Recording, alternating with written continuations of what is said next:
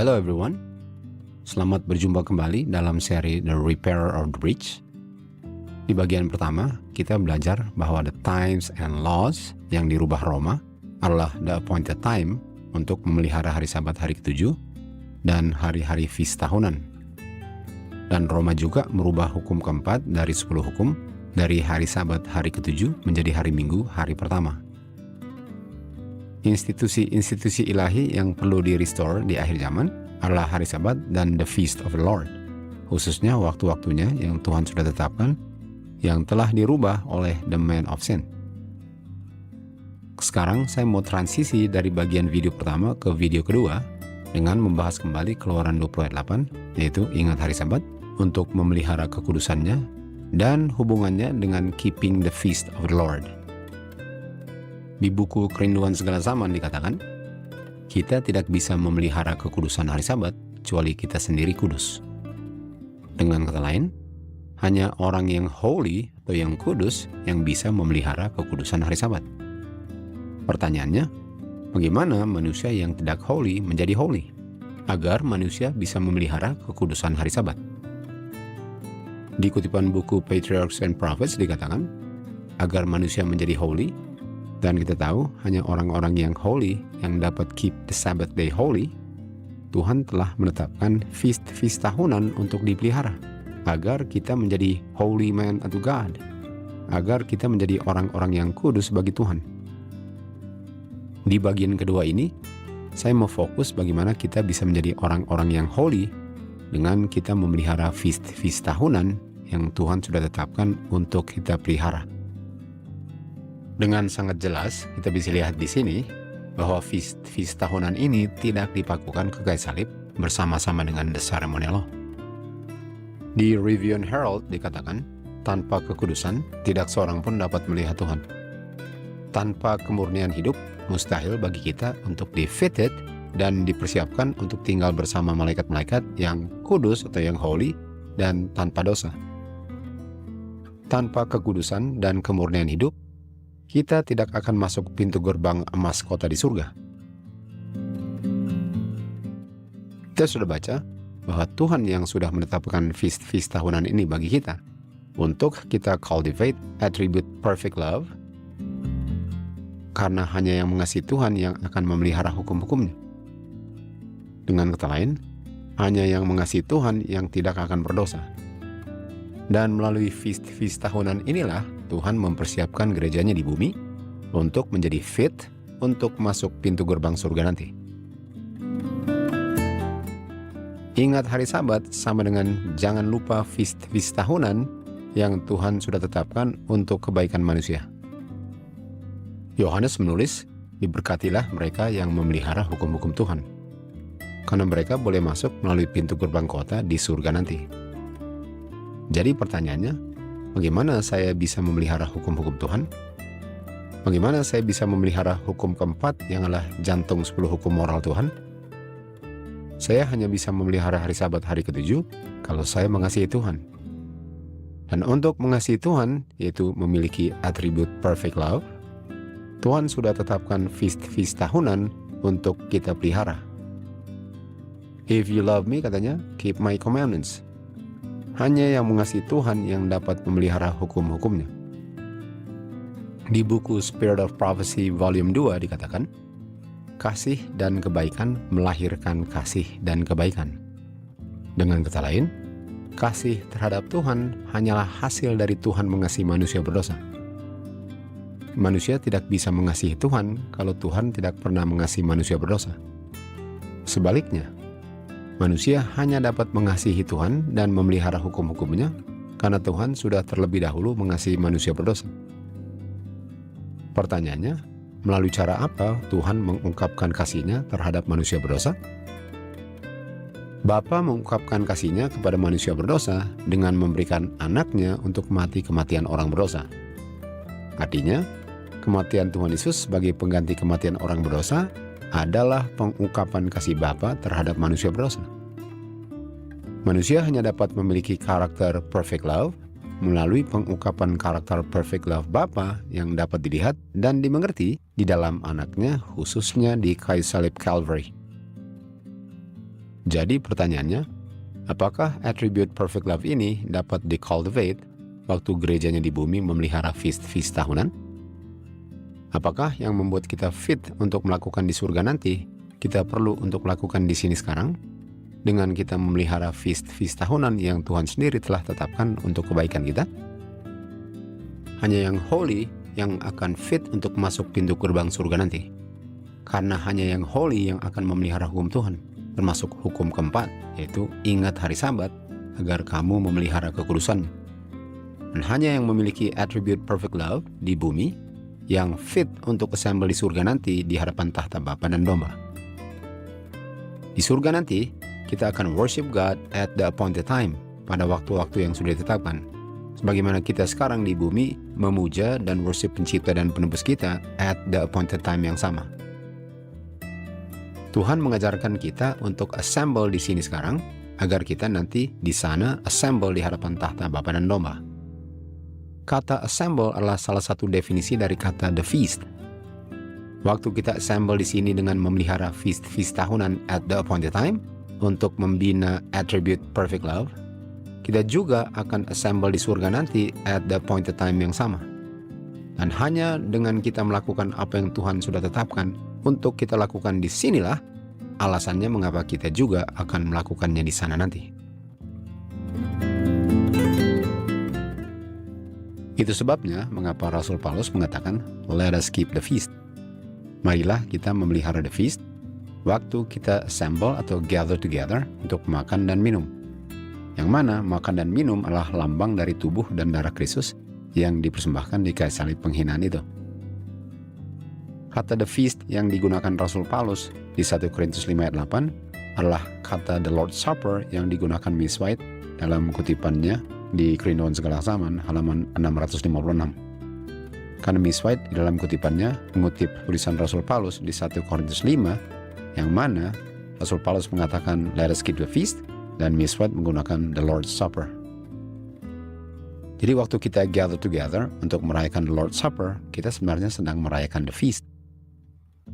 Jadi orang-orang yang mengatakan the feast sudah dipakukan ke kayu salib, mereka tidak tahu bahwa the Lord's Supper itu adalah the feast. Tapi mereka merayakannya tidak pada waktu yang Tuhan sudah tetapkan, yaitu tahunan, bulanan, dan mingguan yang kita baca di Kolose 2 ayat 16. Sebagaimana Passover dirayakan banyak orang sebagai Easter Sunday, bukan pada Tuhan punya appointed time, tetapi selalu pada hari Minggu. Demikian juga the Lord's Supper dirayakan bukan sebagai the Feast of the Lord, dan bukan pada God's appointed time. Sekarang saya mau ringkaskan apa yang kita baru baca. Tuhan telah tetapkan agar kita memelihara feast tahunan untuk memupuk atribut perfect love, karena hanya yang mengasihi Tuhan yang akan memelihara hukum-hukumnya. Feast tahunan ditetapkan agar umat Tuhan memelihara hukum keempat, yaitu hari Sabat, hari ketujuh, yang hanya dapat dipelihara jika umat Tuhan sendiri kudus. Feast tahunan ditetapkan agar umat Tuhan menjadi orang-orang yang kudus bagi Tuhan. Hanya orang yang kudus yang akan masuk pintu gerbang surga. Hanya yang memelihara hukum Tuhan yang akan masuk pintu gerbang surga. Hanya yang mengasihi Tuhan yang akan masuk pintu gerbang surga. Hanya yang melihat dan mengerti kasih Bapa di kayu salib yang memiliki kasih untuk memelihara hukum-hukumnya yang akan memasuki pintu gerbang surga nanti. Artinya, tanpa kayu salib tidak ada keselamatan. Tanpa kayu salib tidak ada yang akan masuk kerajaan surga.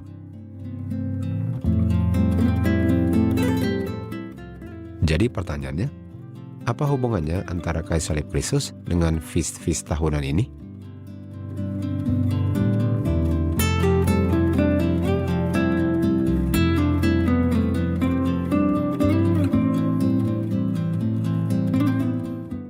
Untuk menjawab pertanyaan ini, kita mulai di buku Yohanes 1 ayat 29. Yohanes mengatakan mengenai Tuhan Yesus, lihatlah domba Bapa yang mengambil dosa dunia. Yang kita perlu lakukan ialah untuk melihat atau untuk behold, dan yang kita perlu behold adalah Tuhan Yesus sebagai pengganti kematian kekal orang berdosa. Pertanyaannya, apa yang akan terjadi pada kita yang memandang Tuhan Yesus di kayu salib? Yang dilihat dan dimengerti ialah karakter kasih Bapa terhadap orang berdosa. kita sudah tahu bahwa kasih beget kasih. Kasih menghasilkan kasih. Dengan melihat kasih Bapa yang diungkapkan anaknya di kayu salib, orang itu dirubahkan menjadi serupa dengan karakternya Bapa, yaitu love. Apa yang kita lihat yang diungkapkan dalam Tuhan Yesus adalah kelemah lembutan, belas kasihan, dan kasih yang mencerminkan sifat-sifat Bapa di surga. Kayu salib Kristus mengungkapkan kepada manusia kasih Bapa. Kita tahu hanya yang mengasihi Bapa yang akan memelihara hukum-hukumnya, termasuk hukum keempat dari 10 hukum moral Tuhan, yaitu ingat hari Sabat untuk memelihara kekudusannya. Bapa mengajarkan agar kita assemble bersama-sama pada waktu-waktu yang sudah ditetapkan untuk memupuk sifat-sifat perfect love. Hanya yang assemble di sini sekarang yang akan fit untuk assemble di surga nanti. Apa yang kita lakukan di sini akan kita lakukan di sana nanti. Sebaliknya, kita tidak akan melakukannya di sana nanti kalau sekarang kita menolak untuk melakukannya di sini. Yang kita lakukan di sini sekarang adalah meat and drink pada waktu-waktu tahunan, dari Passover sampai Feast of Tabernacles, dan pada awal bulan atau new moon, dan pada hari-hari Sabat yaitu hari ke-7. Karena hal ini adalah bayang-bayang dari apa yang kita akan lakukan nanti. Yang kita lakukan di sini sekarang akan membuat kita fit untuk kita melakukannya di surga nanti.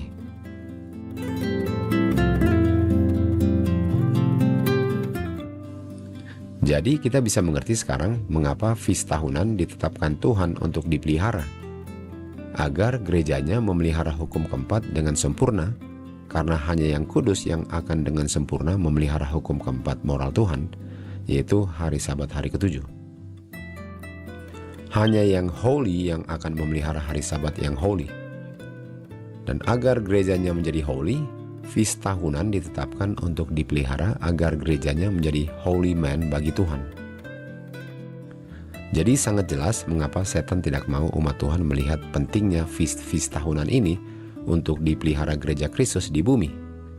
Karena yang dia inginkan ialah agar umat Tuhan bersama-sama dengan dirinya sendiri berada di luar pintu gerbang surga nanti untuk menerima hukuman tuntutan justice Bapa, yang adalah kematian tanpa kebangkitan untuk selama-lamanya.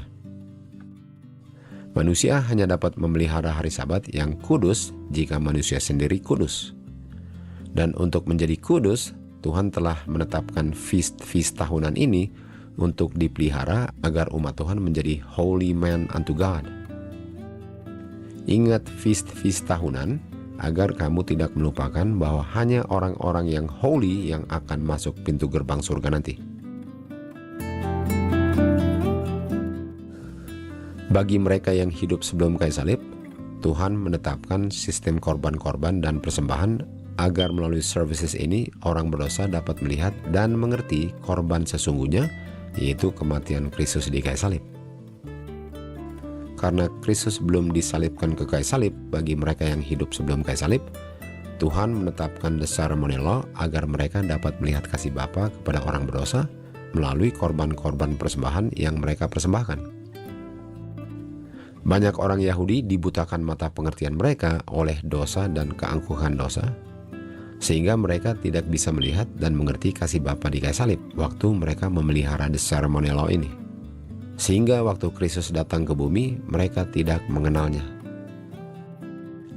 The ceremony law ini direncanakan Bapa dengan anaknya untuk menolong orang berdosa sebelum kematian anak Bapa di kayu salib, agar mereka bisa melihat dan mengerti kasih Bapa dengan memberikan satu-satu anaknya untuk mati kematian yang penuh penghinaan bagi orang berdosa. Kematian Kristus di kayu salib menghentikan the ceremony law, yang adalah bayang-bayang dari kayu salibnya Kristus. Namun feast yang dirayakan pada waktu-waktunya tetap berlaku, tidak dipakukan ke kayu salib. Karena melalui perayaan-perayaan ini pada waktu-waktunya, kita sekarang diingatkan akan kebaikan dan kasih Bapa yang adalah kuasa yang menyelamatkan, agar kita dirubahkan menjadi serupa dengan karakternya. Karena dengan kita melihat atau memandang, kita akan dirubahkan serupa dengan karakter yang kita lihat. Adam di Taman Eden melihat dan mengerti kasih Bapa di kayu salib melalui korban-korban yang dia persembahkan. Dan oleh sebab itu, Adam dan Hawa diselamatkan oleh kuasa kasih Bapa yang mereka bisa melihat dan mengerti melalui korban-korban yang mereka persembahkan.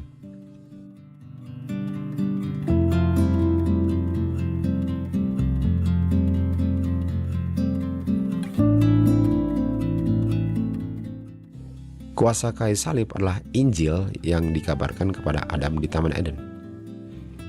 Kuasa kasih Bapa yang adalah the Gospel of Christ dikabarkan di setiap korban yang mereka persembahkan. Yang tergantung di kayu salib adalah Injil Kristus yang adalah kuasa God yang sanggup menyelamatkan. Kasih Bapa adalah kuasa Bapa yang menyelamatkan setiap orang berdosa yang percaya.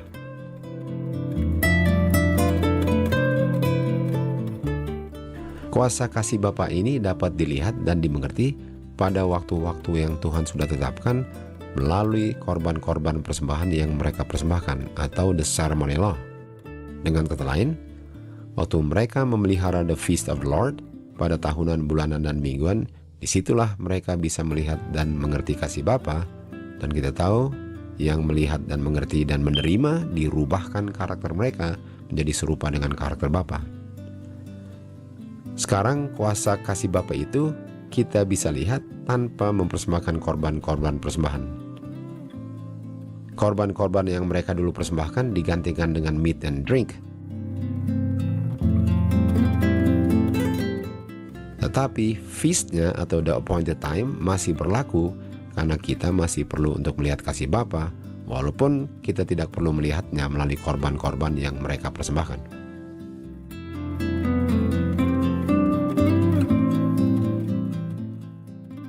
Kuasa kasih Bapa menarik kita kepada Bapa melalui anaknya yang dipakukan ke kayu salib. Langkah pertama menuju keselamatan ialah untuk respon kepada kuasa kasih Kristus yang mengungkapkan kasih Bapa. Pertobatan dan pengampunan dosa hanya dapat diperoleh melalui kematian anak Bapa di kayu salib. Karena Bapa hanya mengampuni orang-orang yang sedih terhadap dosa-dosanya yang telah memakukan anak Bapa ke kayu salib. Jika manusia respon kepada kasih Bapa ini, menyerahkan hatinya dengan penuh kepada kuasanya, maka dia akan dituntun langkah demi langkah kepada pengetahuan sepenuhnya akan Bapa, dan inilah kehidupan kekal. Kristus katakan kepada Bapanya, inilah kehidupan kekal, agar mereka mengenal Engkau, satu-satunya God, dan juga mengenal Jesus Christ yang Engkau kirim ke dunia untuk mengungkapkan kasih Bapa. Melalui kayu salib Kristus, manusia yang sudah terpisah dari Bapa oleh karena dosa dapat melihat dan mengerti kasih Bapa yang adalah kuasanya yang merubah karakter manusia menjadi serupa dengan karakternya Bapa.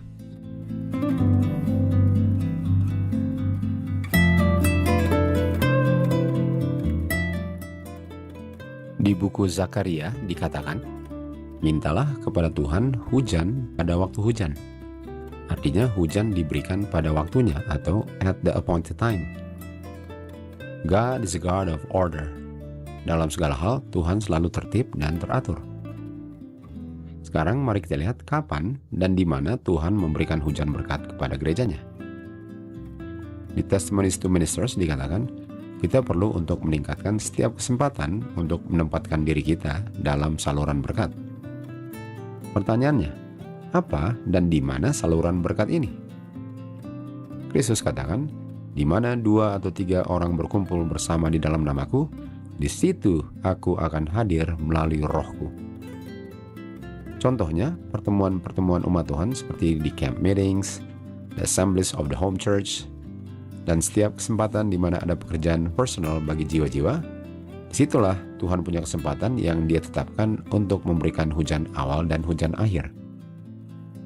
Kita tahu hujan adalah lambang Roh Kudus yang adalah firman kehidupan yang keluar dari mulut Bapa melalui anaknya. Kebenaran ini kita bisa lihat di Wahyu 22 ayat 1. Mengalir keluar dari tahta Bapa dan Domba adalah sungai kehidupan, yang mana sungai kehidupan ini adalah lambang roh firman kehidupan Tuhan yang mengalir melalui anaknya. The Assemblies of the Home Church adalah salah satu cara Tuhan mencurahkan hujan berkat-Nya. pada waktu umat Tuhan gather together to keep the feast of the Lord. Di buku Patriarchs and Prophets dikatakan, feast tahunan ditetapkan Tuhan di mana umat Tuhan assemble together untuk menerima the early dan the late rain. Hujan ini diberikan at God's appointed time, pada waktu-waktu yang Tuhan sudah tetapkan. Kita bisa mengerti mengapa the feast of the Lord dipelihara at God's appointed time juga. Mintalah hujan pada waktu-waktu yang Tuhan sudah tetapkan. Feast tahunan, bulanan, pada awal bulan, mingguan pada hari Sabat, hari ke-7, dan harian pada waktu evening dan morning worship. Sebagaimana juga mereka sebelum kayu salib mempersembahkan korban-korban persembahan mereka pada waktu-waktu yang sama, yaitu pada waktu-waktu tahunan, bulanan, mingguan, dan harian yang terdiri dari evening dan morning. Dulu mereka behold kasih Bapa melalui the ceremonial law. Sekarang kita melalui meat and drink, karena the ceremonial law sudah dipakukan ke kayu salib waktu Tuhan Yesus mati di kayu salib. Di buku Yesaya dia menulis, carilah Tuhan sementara dia masih bisa ditemukan. Pertanyaannya, di mana Tuhan bisa ditemukan? Di buku Testimony Volume 2, Sister White menulis, datanglah menghadiri pertemuan-pertemuan tahunan untuk menemukan Tuhan Yesus.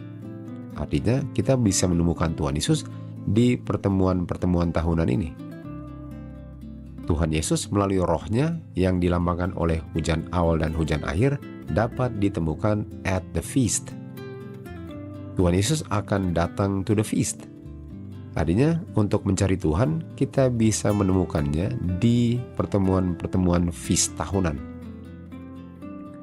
Dia akan hadir. Di mana 2 atau 3 orang berkumpul di dalam namanya, dia akan hadir. Gerejanya Tuhan adalah orang-orangnya, bukan bangunannya, bukan yang ditetapkan negara, bukan denominasi-denominasi, tetapi gereja Tuhan adalah orang-orangnya yang mengasihi Tuhan dan memelihara perintah-perintahnya. Dengan memandang kasih Bapa, kita pun akan mengasihi Dia dan memelihara hukum-hukumnya. Gerejanya Kristus akan ditemukan di perkumpulan-perkumpulan the feast ini, karena disitulah Kristus hadir bersama-sama gerejanya di bumi. Kalau kita sesungguhnya adalah gerejanya Kristus, tentu saja kita akan keep the feast. Karena disitulah Kristus hadir dalam pertemuan-pertemuan yang Tuhan sendiri telah tetapkan.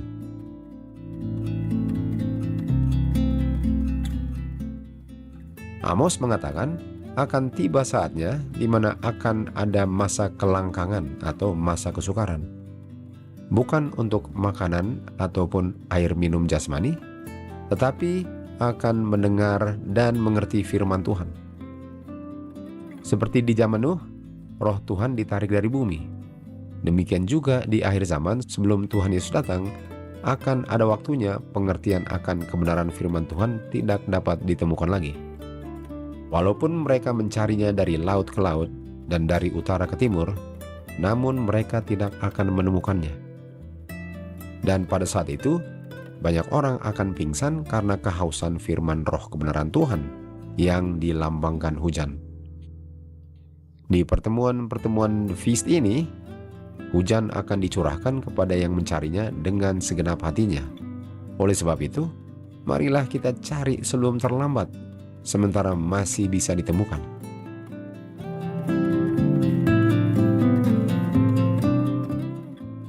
Umat Tuhan dulu lebih dari 1 bulan per tahun menggunakan waktu mereka untuk menghadiri feast tahunan ini. Tuhan melihat bahwa pertemuan-pertemuan ini dibutuhkan umat Tuhan untuk kehidupan kerohaniannya. Mereka perlu untuk berpaling dari kekhawatiran dunia mereka, untuk connect dengan Tuhan, dan merenungkan realitas yang tidak kelihatan atau tidak terlihat. Realitas yang tidak terlihat adalah hal-hal surgawi dibandingkan dengan hal-hal duniawi yang terlihat. Kita perlu untuk hidup berdasarkan iman, bukan berdasarkan hal-hal yang terlihat. Kalau kita memang sedang berjalan menuju surga, roh surga akan berdiam di dalam hati kita sekarang di sini. Tetapi jikalau kita tidak menemukan kesenangan sekarang dalam merenungkan hal-hal surgawi, jika kita tidak tertarik untuk mencari pengetahuan tentang Tuhan, dan tidak ada kesenangan dalam hati kita untuk melihat karakter Kristus, dan jika kita tidak tertarik akan hal-hal kekudusan, maka kita bisa pastikan suatu hal. Dan suatu hal itu adalah bahwa pengharapan kita untuk masuk kerajaan surga sia-sia. Tujuan kita untuk gather together ialah untuk the contemplation of heavenly things, merenungkan hal-hal surgawi. Seeking the knowledge of God, lebih mengenal Tuhan. Beholding the character of Christ, memandang karakter Kristus yang diungkapkan di kayu salib. Seeking holiness, atau menjadi kudus, dan kita tahu untuk menjadi kudus umat Tuhan diberikan feast tahunan. Karena kita tahu dengan kita memandang, dengan kita behold, kita akan dirubahkan menjadi serupa dengan Dia yang holy, just, dan good. Di buku Testimonies volume 6 dikatakan, jika umat Israel membutuhkan benefit dari pertemuan-pertemuan kudus ini sebelum kayu salib, betapa lebihnya kita membutuhkannya sekarang di hari-hari terakhir yang penuh bahaya dan konflik ini. Sangat jelas sekali bahwa the feast tidak dipakukan ke kayu salib, bukan main sangat jelasnya. Rasul Paulus menulis, janganlah kita melalaikan pertemuan-pertemuan ini, apalagi waktu kita bisa melihat sekarang bahwa pintu kasihan dunia sudah mau tertutup. Oleh sebab itu, marilah kita gather together, marilah kita keep the feast, sebelum undang-undang dijalankan, sebelum sekam akan dibakar menjadi debu, sebelum murka Tuhan dituangkan. Carilah Tuhanmu, carilah righteousness, agar engkau disembunyikan di hari-hari murka Tuhan nanti, yaitu Jacob's time of trouble, atau masa kepicikan Yakub yang sudah tidak jauh lagi di depan kita.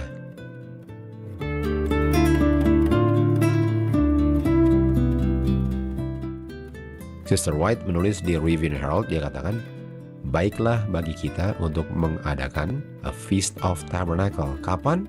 At the present time. Baiklah kita sekarang memelihara the Feast of Tabernacle. Tentu saja jikalau the feast sudah dipakukan ke kayu salib, Sister White tidak akan menulis kutipan ini. Pertanyaannya, apa konsekuensinya kalau saya tidak mau memelihara the Feast of Tabernacle? Karena saya ajarkan atau saya percaya bahwa the feast sudah dipakukan ke kayu salib bersama-sama dengan the ceremony law. Jawabannya, saya mau baca di buku Zechariah chapter 14. Dikatakan di situ, umat Tuhan dari tahun ke tahun akan worship Sang Raja untuk memelihara the Feast of Tabernacle. Dan bagi mereka yang tidak mau memelihara the Feast of Tabernacles, bagi mereka tidak akan dicurahkan hujan. Kita tahu hujan adalah hujan berkat yang membersihkan dan empower umat Tuhan untuk mengabarkan Injil. Dan oleh sebab itu, kepada mereka akan dicurahkan the plague atau tulah, karena mereka tidak mau memelihara the Feast of Tabernacles.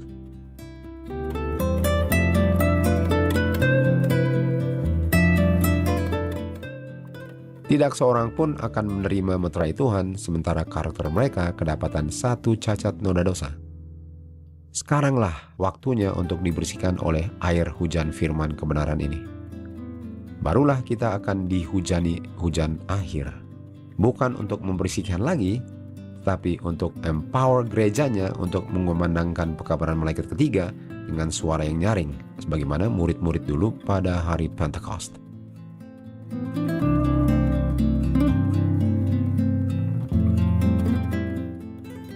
Pekabaran yang dikumandangkan oleh mereka yang sudah dibersihkan oleh hujan adalah the Sabbath more fully. Setan mengerti hal ini, dan oleh sebab itu dia akan mengadakan revival palsu agar mereka di nominal Adventist dan fallen churches pikir bahwa Tuhan masih hadir dan bekerja di dalam gereja-gereja mereka. Kita tahu Tuhan hadir melalui rohnya, yang dilambangkan oleh hujan awal dan hujan akhir, yang dicurahkan kepada gerejanya yang assemble together pada waktu-waktu yang Tuhan sendiri tetapkan. Umat Tuhan yang lapar dan haus akan kebenaran dan yang jujur, mereka akan menerima pekabaran ini. Dan mereka akan keluar dari gereja-gereja yang sudah menolak kebenaran ini. Kita tahu, kita tidak bisa mengabarkan the Sabbath more fully kalau kita menolak kebenaran hari Sabat more fully, kalau kebenaran itu kita pakukan ke kayu salib.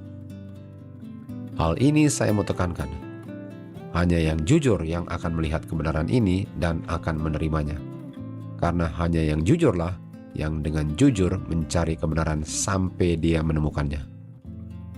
Roh Tuhan akan menuntun siapa saja yang jujur dalam pencaharian kebenaran firman Tuhan-Nya, dan mereka akan menemukannya sebelum pintu kasihan tertutup.